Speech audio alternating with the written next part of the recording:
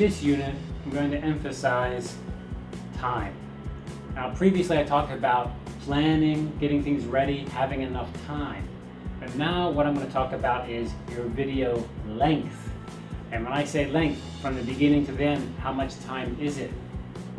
Think about this for a moment. Think about a movie you watched recently. Very often movies tell a story about a person's life or something that happened to a superhero or some aliens from outer space or just a regular person. Lots of times the story goes over days, months, years, even centuries or eons.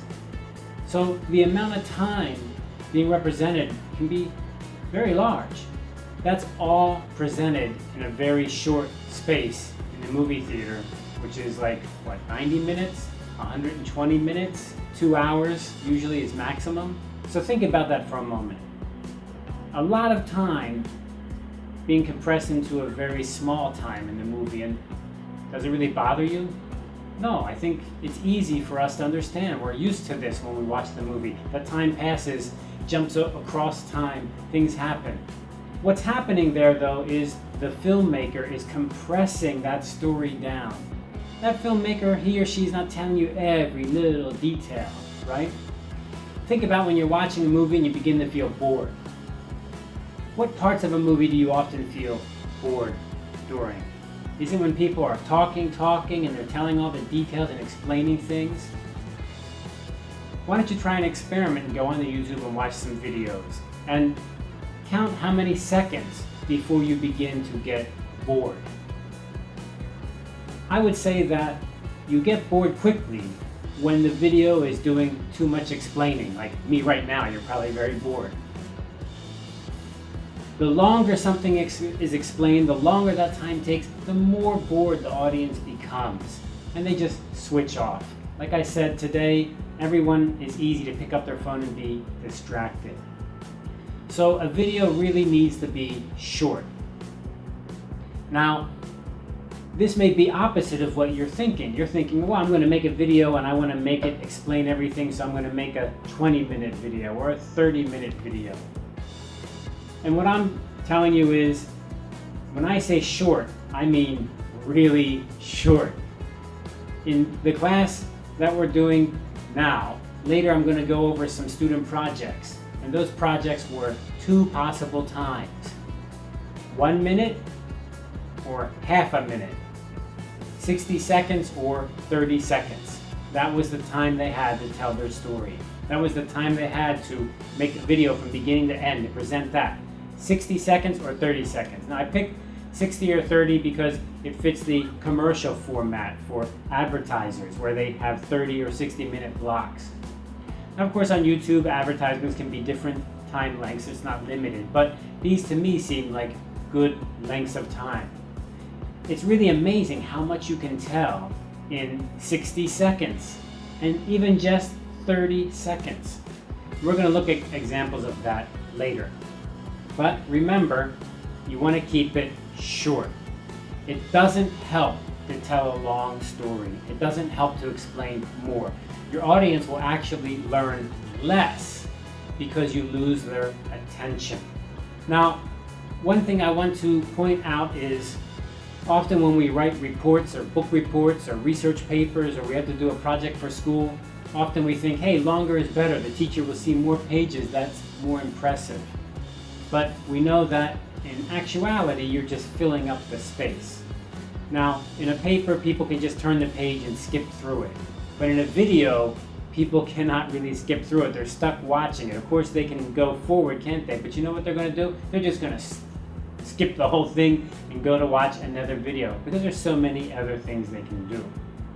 So you have many competing factors, other videos, especially if the person is watching your video on YouTube, or if they're listening or watching your video in a conference room, in a presentation, they can still pick up their phone and go onto the internet, or they can talk to someone, or as my students do, just fall asleep. So that competition, you need to think, I must be more interesting, I must be better than that competition. And how do you get better? By staying very, very short. Now, one would think making a short video, well, making a long video is hard. Shouldn't we do the hard thing? And I think the lesson I've learned over the years is longer video is way easier than making a short video. Making a short video is really challenging. So making it short is actually much harder. You need to plan more. You cannot just turn on your camera and shoot a bunch of video, because that's going to cause you trouble later when you need to edit it and remove the stuff you don't want. Or it's just going to be this whole huge chunk, which is going to bore people. So you need to make a plan. So previously we talked about getting ready beforehand. You need to take time. This is part of that time. Planning to make your video short will actually make your work more efficient in the end. Also, you'll end up spending less time and less money, wasting time. And I think the biggest thing I've seen with young people, with my students, is if they're trying to make a short video, 30 seconds, they're much less likely to get frustrated and give up. I've seen many students go to make a video and they don't have a time limit, so they're thinking maybe 5 minutes, 10 minutes. And what ends up happening is, after they get filming a bit in a couple days, they get tired out, they get frustrated. And then they take this footage back and they put it on the computer and it's like, oh my God, I gotta edit this, it's out of control, it's so much, I'm tired out. It's easy to underestimate the huge amount of work you need. So for every minute of video, you need many, many hours of work. Shooting the video, preparing the video, editing the video, etc. So plan for the short. The plan will help you achieve short, and the short will save you time and money and stop you from getting burned out, tired out, and giving up. Of course, you also save money, don't you? Because you don't need to spend all that money and all that time. Time is money, right? Even if you're a student, your time must be valuable in some ways. And the biggest problem I think students have when they work in groups is arranging schedules, right? Getting people together. So isn't it better that you can get together just 2 or 3 times rather than you need to get together 5 or 6 times? Believe me, that'll always end up getting messed up when somebody calls at the last minute and they can't make it. So this is a general rule of thumb that I've told my students, that if you're going to make a video, shoot for 30 seconds or 1 minute, and that will help you to really concentrate and focus. Here's a little exercise you can do on your own. Remember last time we were looking at the 3 pictures for the story. Well, why don't you just go ahead and find some pictures or draw some pictures by hand, put 3 together, and see if you can tell a little story. And then think in your brain, could I make a video that matches these three pictures and the video lasts just 30 seconds? I think that will make you understand a little bit better that yes, it is possible to make a very short video, for example, 30 seconds or less. Okay, now let's jump over to the hardware table. Okay, here I am at the hardware table, and what hardware am I going to look at today? Well, let me see, I got a bunch of stuff here. We're going to look at microphones. Remember we talked about video and sound. Those are the 2 parts of a video, basically, your image and your sound. And I can tell you 100%, the most important part is not the video, it's the sound. Where does the sound come from? It comes from the microphone, of course. And I want you to just think for a moment about some television you've watched. And when I say television, I mean, think about a variety show where people talk or they sing a song and they have a contest maybe, or maybe they have some guests and the guests, they talk back and forth. When you see that, do you notice they're holding a microphone? That TV production's making a lot of revenue. They have a lot of money involved in that. If there was a better way to do this without a microphone, they would do it. There's really not a better way. So a microphone is the really best way to make your sound clear. I'm not talking about the microphone that's on the camera. This microphone here is really completely useless. That's this mic right here. This has a microphone. That's built in. Even your digital cameras have little microphones, don't they? Where's this microphone? It's right up here. Wow. Okay. Horrible. Terrible. Terrible. Ooh, that's going to be very, very bad. So The microphone that's on the camera, there's no way you should never use it. You must have a microphone that's external or an external mic. Now let's go over some kinds of mics that you can use. Now I showed you this one here, which you're probably very familiar with. You've seen something like this when you've used KTV. Maybe at home your parents or you have a KTV machine. It has a little microphone like this. We don't need to go into the details, but of course a microphone like this has to have a cord, and then you have to get the sound into your camera. That camera may be an SLR camera, it may be a phone, an iPhone, and you need to use an adapter. Easy to get the adapters. It's all possible. Now there are two basic kinds of microphones, ones that need extra power and ones that don't need extra power. So pay attention, because sometimes you may be wondering, why does this microphone have no sound? It may be because it needs a battery for power. But you can check that out on the internet to get more detail. So this is your basic kind of microphone you can hold. Now that's going to work fine, and as long as the person holds it close to their mouth. And that's a key point. Closer is better. Farther away is worse. Closer is always better. But what if your video is trying to tell a story and it's really strange for the actor, the person inside your video, to be holding a microphone? Or maybe you're videotaping real people in real life. You cannot stop everyone and say, excuse me man, could you hold this microphone while I film you? Excuse me sir, could you tell your son to hold this microphone so I can take a videotape of him? Now that's not going to work out too good. So what we have instead are shotgun microphones. This is a little tiny one, a good example of a small one. And these microphones can get a good sound from a bit more distance, but you need to be pointing directly at the source of the sound.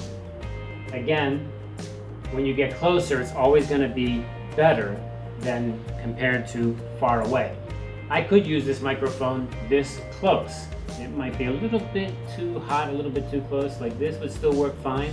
Usually when you watch a TV production, that is, people are acting, there will be somebody holding a pole, and they'll be holding that mic right up above the camera edge. In fact, sometimes when you're watching a movie or video, you can see the microphone come down just a little bit. That's how close they're always trying to get it.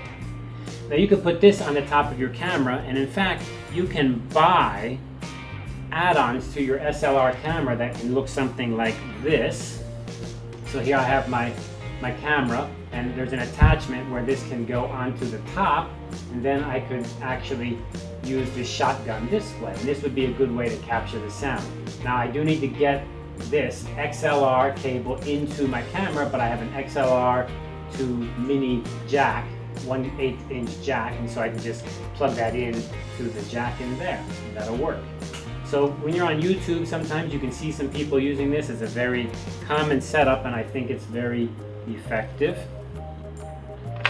One more thing you could do is like what I'm using right now, which is called a tie clip microphone, because it goes onto the tie like this, or onto your shirt, and they're easy to hide and not so obvious, and they get close to the person who's speaking.